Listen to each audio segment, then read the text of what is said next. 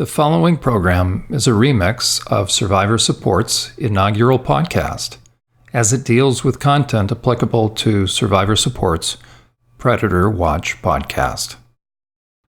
Heading off to college can be a great experience for young people, as it's a chance for them to learn about themselves, to stretch their wings, and prepare for adulthood. Parents know all too well the mixture of emotions, the excitement and pride for their child's success, a sense of loss, as college represents the turning of a page and letting go. And even some apprehension, for they know that the next 4 years will be filled with opportunities and decisions that their son or daughter must now make for him or herself. Right after he got in December is when it became reality that he would be going far away. We all love our kids, and it's time to just let them start their new chapter. I know that you need to let go. Got to cut the cord sometimes. That's right, baby. Going to let her go. Birds got to fly. It's like I can still remember changing his diapers. I never thought this day would come, but it's here, and my heart is just full of joy. Being a single mom, to raise 7 children. She's the last one, and she's the first one to go to college. So it's really overwhelming. It's awesome. Just a lot of hard work, a lot of reading to them at night, and making sure they had everything they needed in place to be successful. I'm just glad that what we instilled in her, and the hard work, studying, and persevering, and doing what's right got her here. And she's here. I'm very happy for her. I think it's going to be a little difficult without having my parents around, but I think I'll be able to get used to it. I want Nate to have a wonderful experience here. I want him to try as many things as he possibly can. I want him to embrace all the opportunities that are in front of him. Just be happy. Do what you want, and if you change paths, it's okay. But we're here just to support her. I want him to make lifetime friends and just experience things and see things and just, just study. Study hard. I know. Yeah. I'm just so proud. That's all. Just proud. I'm going to miss her terrible. These are just tears of joy. I am very happy for her. I was always thinking, did I appreciate the last 18 years enough? And I think I did. So this is just a new chapter that we'll enjoy. It doesn't erase the last 18 years. I loved it. So can't wait. Can't wait to get started. But little are most parents aware of just how times have changed and just how much their son or daughter will face. Times have changed, and not necessarily for the better, especially for young college women. Though not to scare parents, but they and their young adults need to know that there's been a significant rise in sexual assaults over the years. We move on now to the big headline about sexual assault on college campuses. We learned today that a staggering 55 universities are facing a federal investigation because of the way they respond to their students in a crisis of sexual assault. ABC's Paula Ferris has the story. Alcohol, loud music, and late nights. Sexual assault on campus doesn't always happen like that. It can happen anywhere at any time, and the colleges may not be doing enough. Today, the warning shot from the U.S. Department of Education fired at those 55 colleges and universities that receive federal funds being investigated for possibly mishandling sexual violence and harassment complaints from students. Among those on the list, Harvard, Michigan, Ohio State, Southern Methodist, and UC Berkeley. This news just as students across the country right now preparing to make one of the most important decisions regarding their future, which college or university to attend. 25-year-old Harmony Reed says she was a victim of sexual assault on campus. It happened her freshman year. She wasn't at a party and no alcohol was involved. It was shortly after classes that a friend of mine sexually assaulted me in his dorm room. I did fight him. I said no multiple times. I am someone's friend. I'm someone's daughter, but I'm also a survivor of sexual assault. What's the likely reason for such an alarming increase in sexual assaults, experienced primarily by young women? One reason would be the impact of porn in the lives of young people, who've been set up for minimizing the dangers of porn's impact, especially young ladies who typically don't understand what happens to the brains and minds of young men who've fed on a steady diet of porn. Such men appear so normal, yet little do women realize that these men believe what they've watched, and they believe that it's normal, and feel it's perfectly fine and okay to act that out on women. And little do these young ladies understand that a number of these predatory men are right there on campus with them, and they are a disaster waiting to happen. Another reason?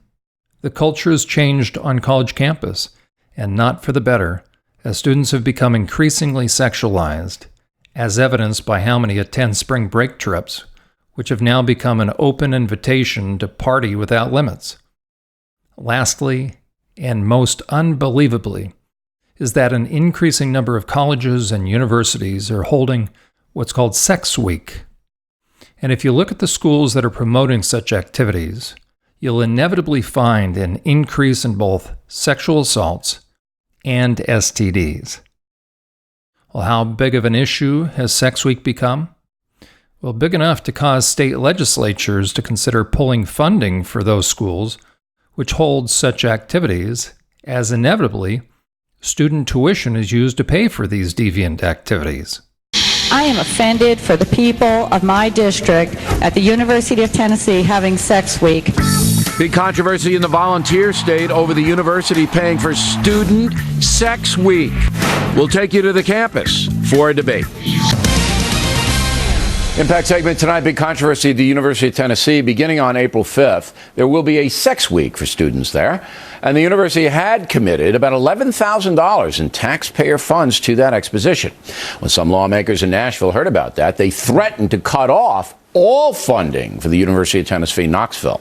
So the university backed down, saying it will now spend only $6,700 in student funds for Sex Week. And since these activities typically aren't advertised to parents, what exactly are we talking about when it comes to Sex Week activities? A strange trend is hitting college campuses called Sex Week. Maybe you've heard about it. On one occasion, I was actually invited to speak at the University of Maryland for their annual Sex Week. It was an event that I am not likely to forget anytime soon. I mean, amidst talks like BDSM on a budget and deconstructing gender roles in the family, they somehow accidentally, I think, invited me to speak about pornography. It was pretty fun. Here are 7 facts you should know, I think, about this college craze, all right? Number 1, Sex Week is a week-long anything-goes sex education smorgasbord. Some schools even follow up the event with a sex weekend the next semester. Number 2, these events are happening at more than just a few colleges and universities.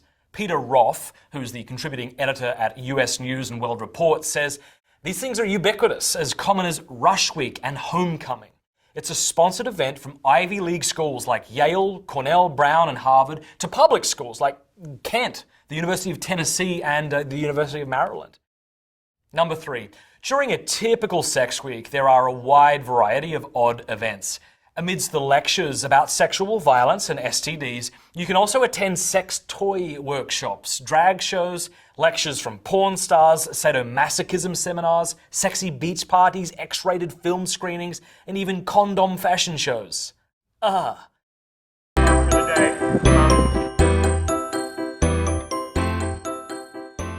goal of Sex Week is basically put on a lot of events throughout the week and help encourage students to practice safe sex, and also when they're exploring different kinds of sex like anal sex or BDSM, to do it safely with like guidance from some of the experts we bring in. This year we're going to have a bunch of porn stars here, and they'll be able to talk about their experiences behind the scenes. Number 4, Sex Week events are paid for by the universities using both general student fees and, in many cases, taxpayers' money. Yep, that's right. Taxpayer money is going to teach students sex tips and how to masturbate. Well, thankfully, some people are beginning to push back. For example, the Tennessee House of Representatives voted 69-17 to adopt a resolution condemning Sex Week at the University of Tennessee. Number 5, sex weeks throughout the nation are billed as sex-positive events. Since these events are big on inclusivity, nothing is taboo. The pervasive message of these week-long events is that no sex is bad sex, Everything goes, unless, of course, you're talking about chastity or the dignity of the human person. Then they're a little skeptical, but that's okay. Number 6, even when these sex weeks speak out against rape and assault, the very events they endorse, ironically, eroticize non-consensual sex. I mean, the guys who are likely to treat women like pieces of meat aren't exactly going to come to a seminar on sexual assault, right? Instead, you'll find them at porn star panel discussions, where they'll hear from men and women who make money sexualizing aggression. When universities pay porn producers who have made a killing creating demeaning, misogynistic media, what message does this send to the student body? I think it's no surprise that 20 to 25% of all women on college campuses will be victims of sexual assault. Number 7, for all the sex positivity of Sex Week, the profound power and goodness of sex, I think, is largely ignored. I mean, sure, there's plenty said about orgasm, but there's very little said about the dignity of the human person and the act of sexual intercourse, okay? I mean, the oneness, the coming together of the spouses, the openness to new life, this is the essence of sex. Sex is not just about the uniting of two bodies, but about two persons. It's a sacred and beautiful thing. Now, if you're concerned about the sexualization of our culture as a parent, I'd say be sure to prepare your kids for the world they are entering.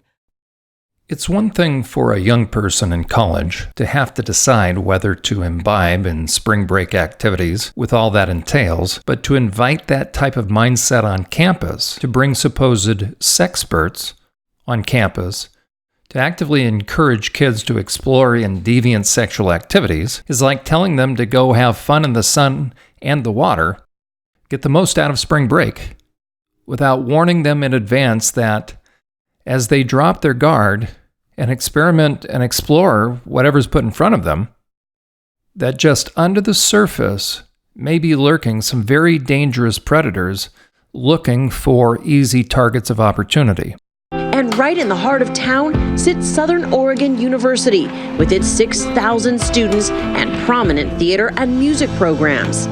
SOU has a beautiful campus. It's very much a part of the life of the town. But recently, this little-known college campus is making a name for itself for the way it's handling a nationwide problem. Accusations of campus rape into sexual assault are increasing nationwide.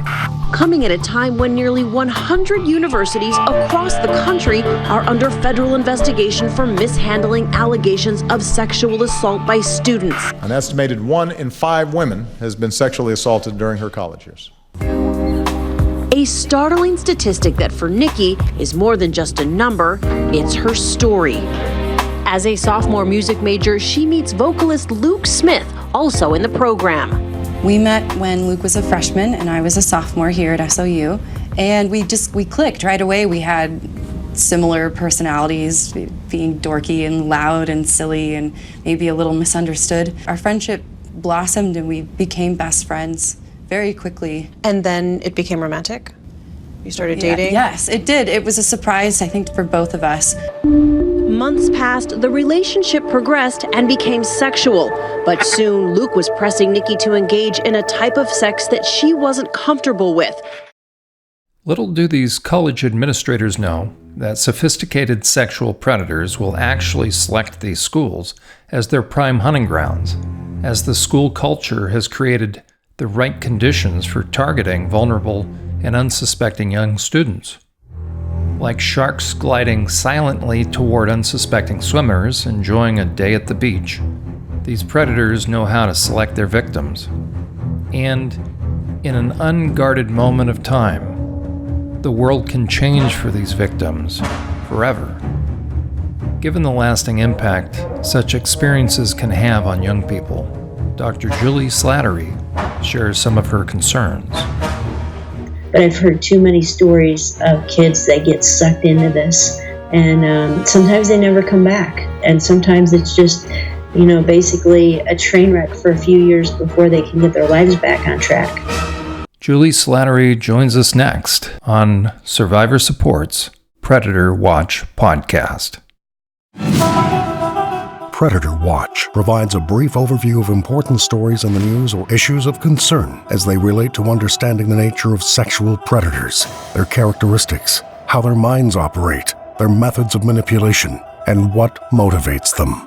They hide in plain sight, can smell an opportunity a mile away, and count on people not understanding just how dark their hearts are and how intent they are about always producing victims.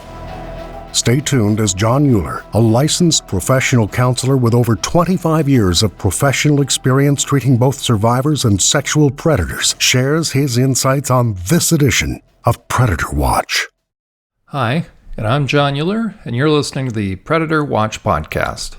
Though we aired the following program, which was our inaugural podcast, a number of months ago, we thought we would re-air it, given that the topic is vital to protecting young people, especially young women, who may have just entered college or those who are trying to determine which college might be the best fit for them.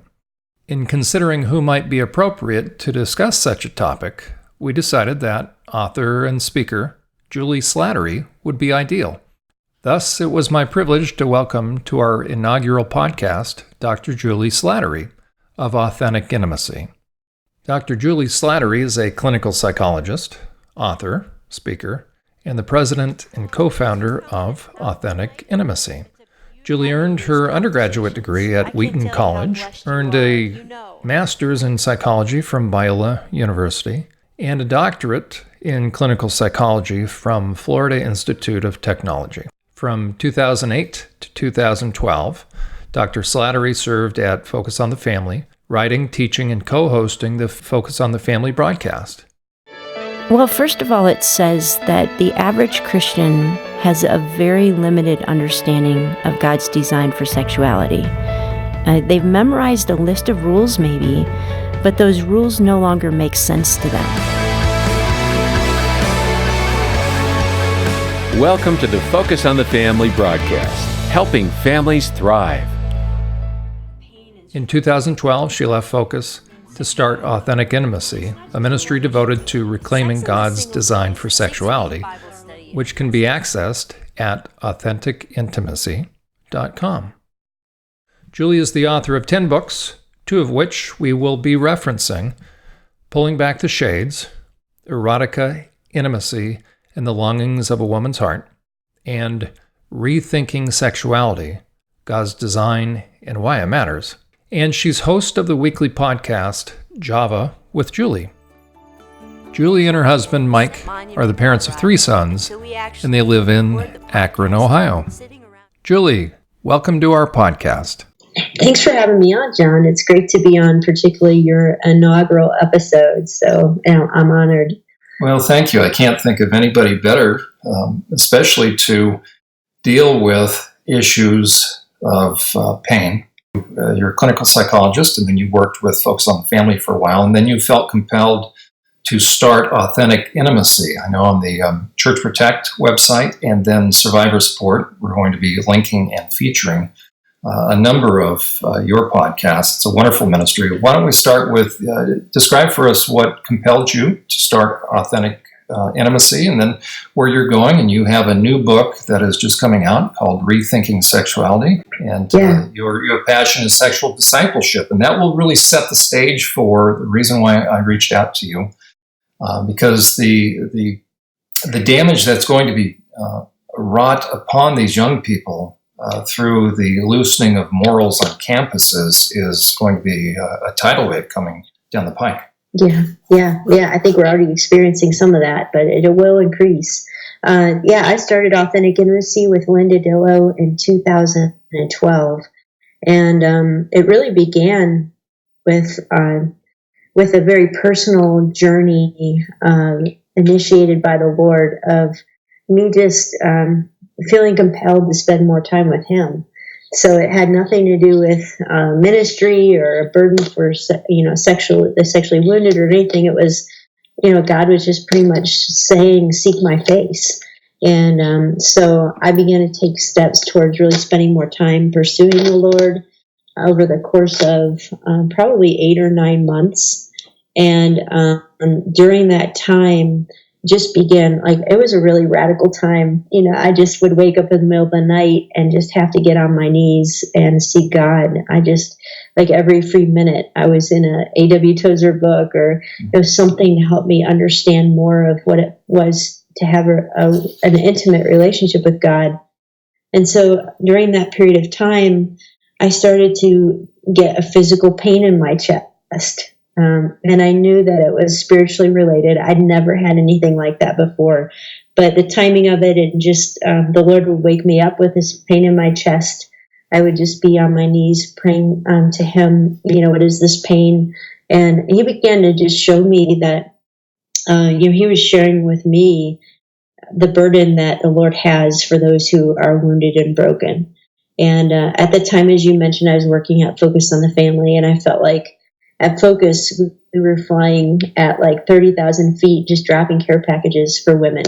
And that there were these women everywhere I looked who were really in agony, whether because of sexual trauma, because of sexual brokenness in their marriage or betrayal, because of sexual addiction and confusion with gender, you name it.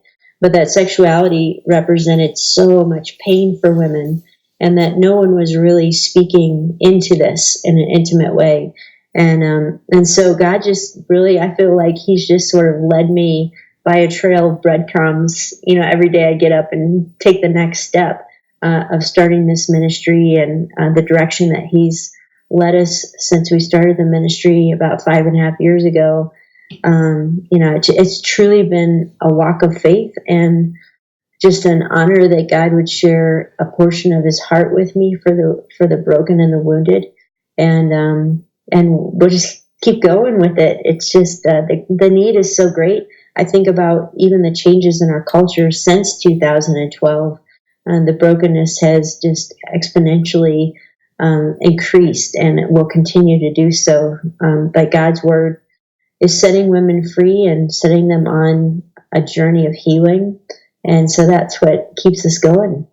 As you were talking, it was interesting. I was thinking in terms of, but the church really, it used to be once upon a time, that was where people not only sought connection, but also had a lot of significant issues of life laid out as far as being able to think deeply about matters. From looking over your new book, my guess is you are pretty persuaded that the church has kind of dropped the ball, and we've detached from the culture, especially the most important issue of sexuality, and therefore it sets young people up being, as it were, groomed by those that have designs for them. Yeah, John, you're right that the church has been most effective when we've been willing to step into the deepest levels of pain.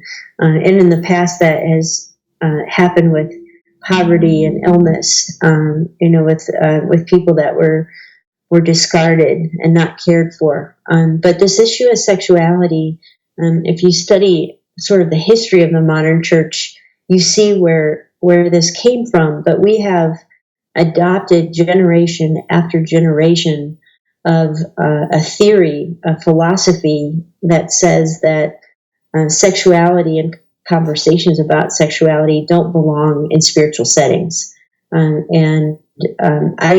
We kind of say, hey, the church has dropped the ball, and that's true. But I'm looking at the church leaders and meeting with them and saying they've never been taught or encouraged to seek a biblical understanding of sexuality. Many of them are struggling with their own questions and issues, and they have nowhere to go. Where does a pastor or a women's ministry leader have to go with their own confusion and brokenness on this topic? And now all of a sudden they're being confronted with these issues like transgenderism and 50 Shades of Grey and the levels of pornography addiction we're seeing, on and on and on. And it's like throwing them into the deep end when they never learned to swim. And so our heart is not to blame the church, but to equip the church and to recognize that the average pastoral staff, the average Christian counselor just feels overwhelmed with the pain that they're confronted with, and they want biblical resources to begin teaching truth on this topic. And as you say, that's right. Many pastors and their wives they are, number one, just people. And number two, they met and they came together and now they are married. But you'll be hard pressed now in this day and age to find people that do not bring in baggage into their marriage. And with so many people having experienced being violated in one way or another sexually, having had sexual boundaries crossed, that's something that can only be healed by talking about it, bringing it into the light. And so you have two people that come together. They may have these secrets that they've never disclosed. And so now you have sexual wounds that they've carried into their marriage. And now they're also expected to try to help other people. Yeah, and they're not allowed to admit that they have sexual wounds. Because if you know that your pastor or your spiritual leader maybe has a struggle with pornography, or maybe your pastor and his wife haven't had sex for 5 years, they're not allowed to say that to anyone. So they can't get help and perspective. And, the other thing, John, that I'm learning over time is that sexual brokenness isn't just the presence of a symptom like attraction to pornography or like a traumatic past. Sexual brokenness can also be a very unbiblical view of sexuality that's rooted in legalism and shame. And so, there are many people in the church, including many church leaders, who may not have some of these symptoms we're discussing, but they still view their sexuality as something that is tainted and dirty and shameful. They don't feel the freedom to enjoy this in their marriage.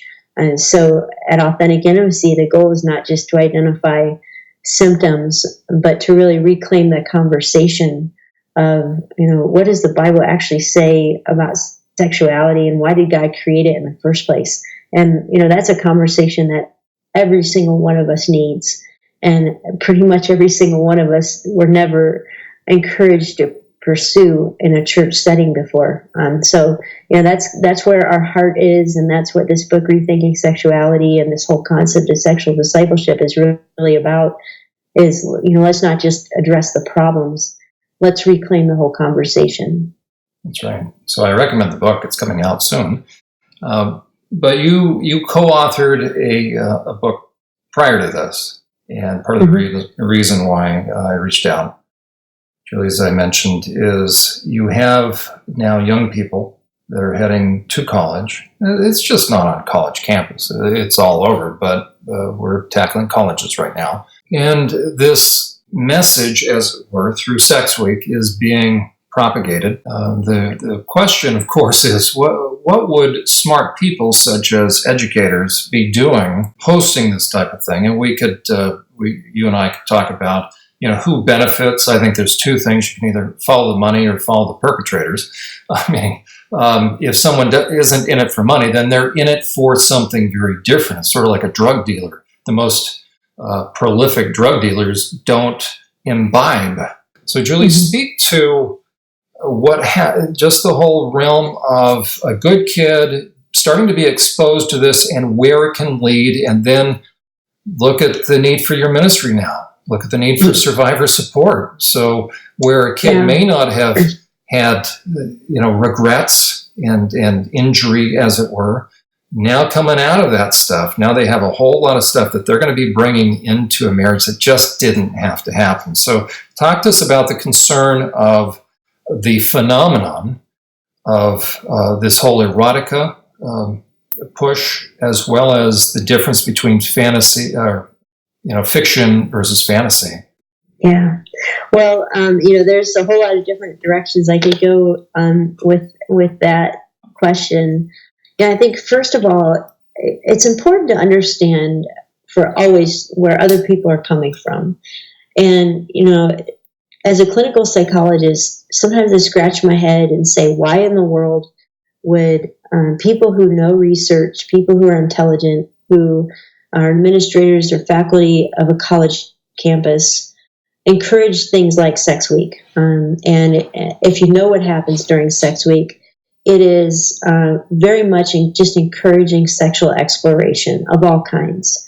And I don't believe that these people, most of them, are intentionally being evil. What they really believe, and it is rooted in a lie, is that healthy sexuality means that there are not boundaries and means that you explore the core of who you are as a person. And so if that means experimenting with other genders, if that means experimenting with cross-dressing, if that means, trying a different person every night, if that means 50 Shades of Grey, you should never feel guilty about engaging in those things. John, you're actually absolutely right that the tidal wave of sexually transmitted diseases and unwanted sexual contact, the research is now saying that 1 out of every 4 women on a college campus will experience unwanted sex.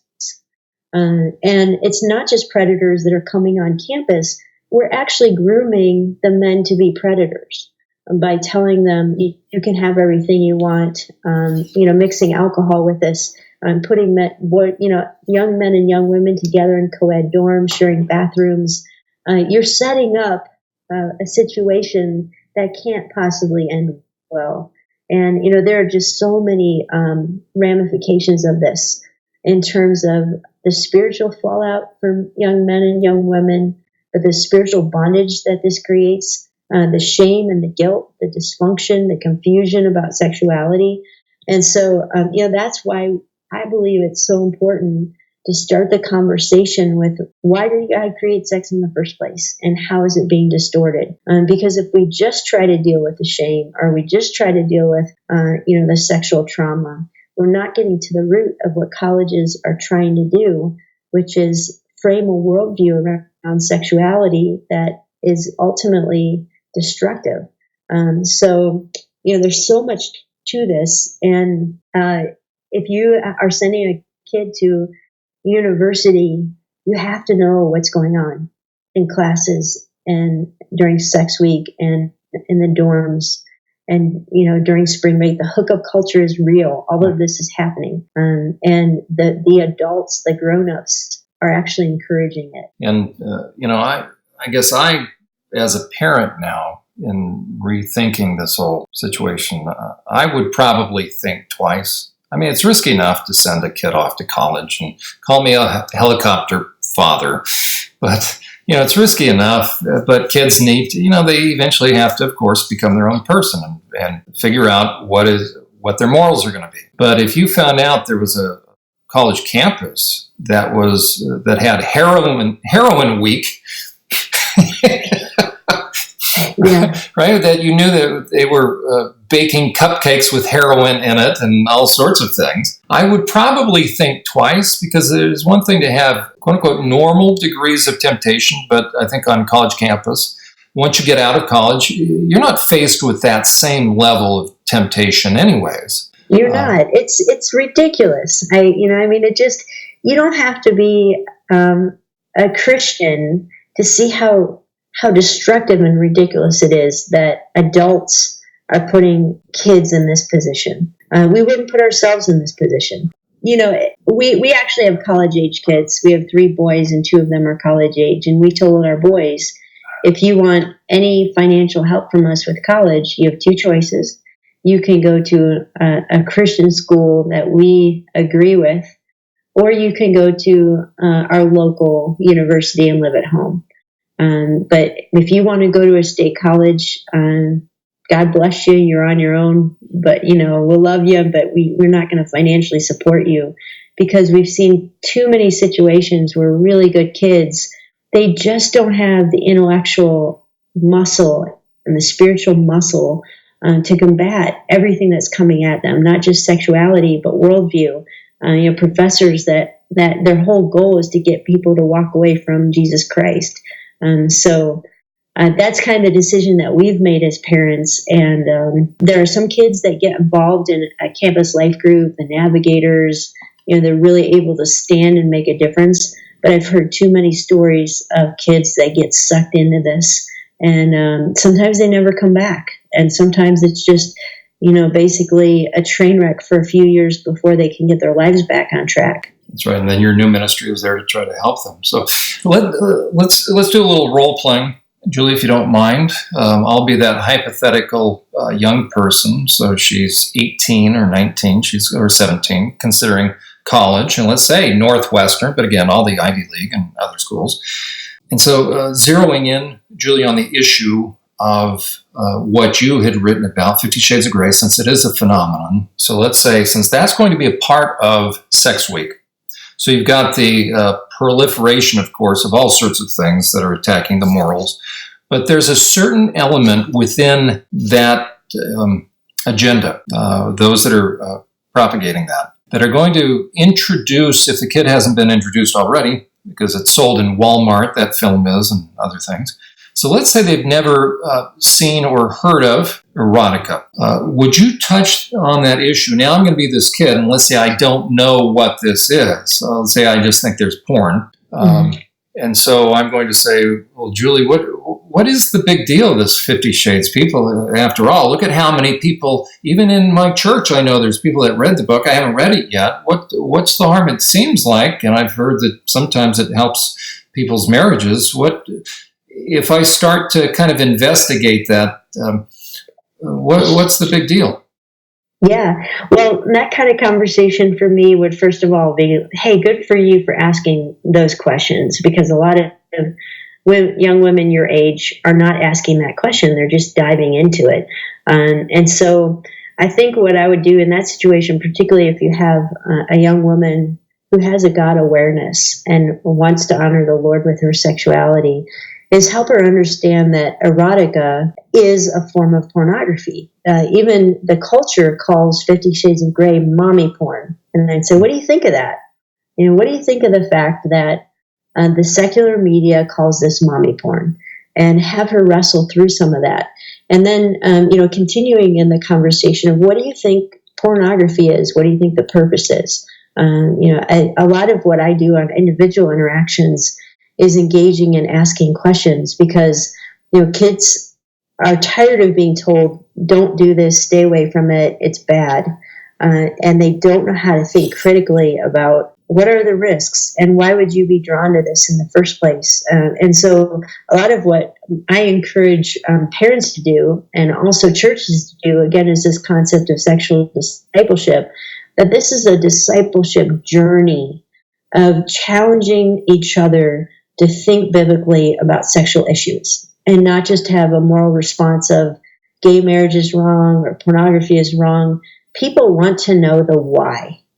Show me God's heart for this, and then show me how I can live out realistically God's heart for this. So I would love to have a kind of interaction with a 17-year-old girl who's asking those kind of questions. And the cool thing is, and I know you did this a lot in your ministry as well, John, is the research. Even if you never open your Bible, the research on what pornography and erotica is doing to young lives is just, it's eye-opening. I can't tell you how many young couples we hear from, young married Christian couples, who the man has no interest in sex with his wife at the age of 25 or 30. Or he's physically unable to perform with his wife because of being trained on pornography. And even people that have no sense of God or the Bible are saying, porn is killing sex because of how it tricks your brain in how to respond.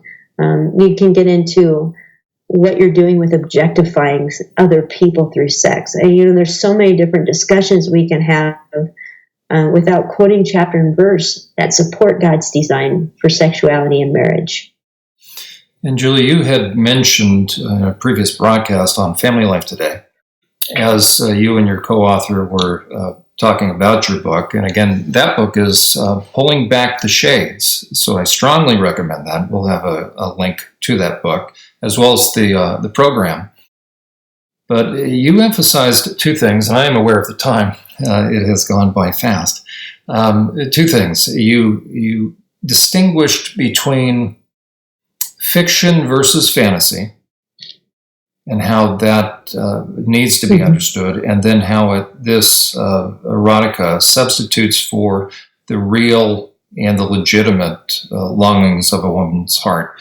As we kind of bring things to a close, why don't I give you the last word with those two issues, speaking to the young person that is on a college campus or heading that way, talking about the importance of understanding the difference between fiction versus fantasy, and then what longings erotica is attempting to fill. Yeah, absolutely. So fiction versus fantasy. Fiction is a story that's not true, but could be true. So, you're living within the normal realm of reality if you write a fictional book or you watch a movie, just about a fictional story.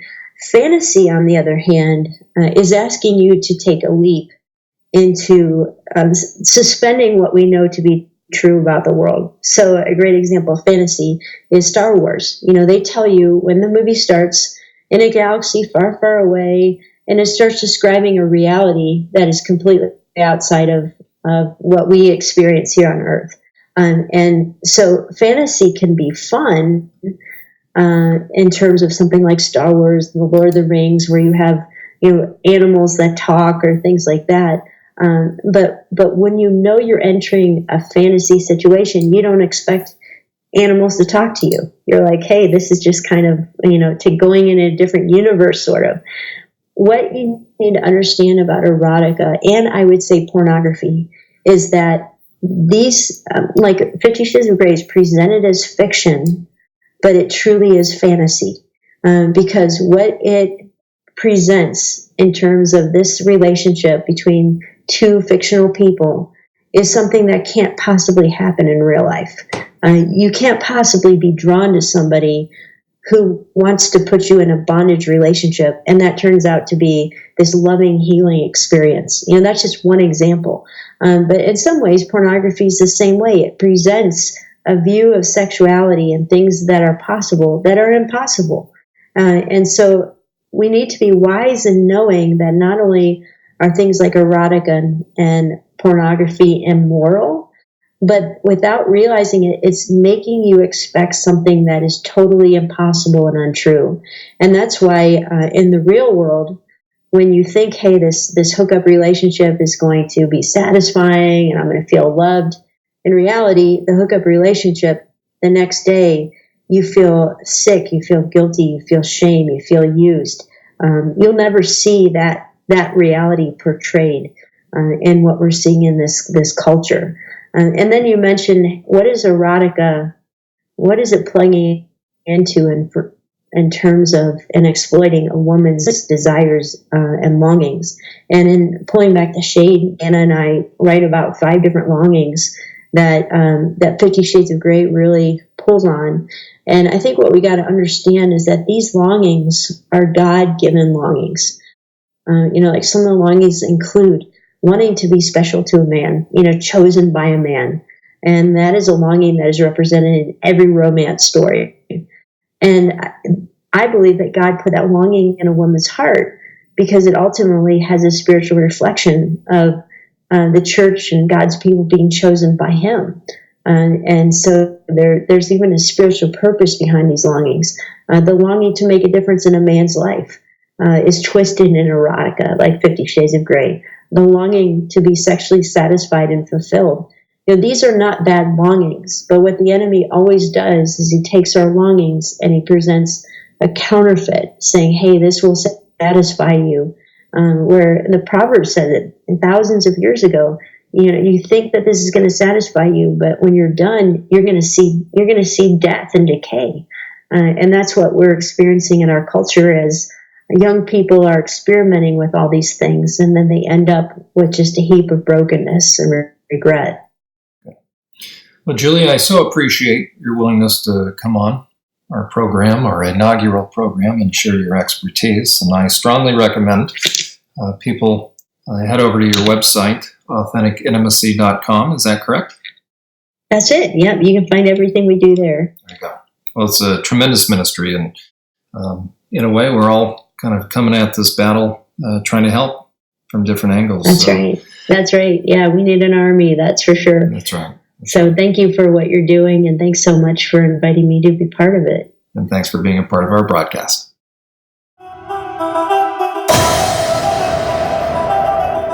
You've been listening to Predator Watch, dedicated to shining the light of truth about the nature of the most sophisticated of sexual predators most likely to target places where victims are most easily accessed. For John Euler and the entire team, thanks for listening. Predator Watch has been sponsored by SurvivorSupport.net. As a non-profit organization, Survivor Support is dependent upon the generosity of people who believe in its mission of supporting survivors. Please consider becoming a monthly supporter of this important work.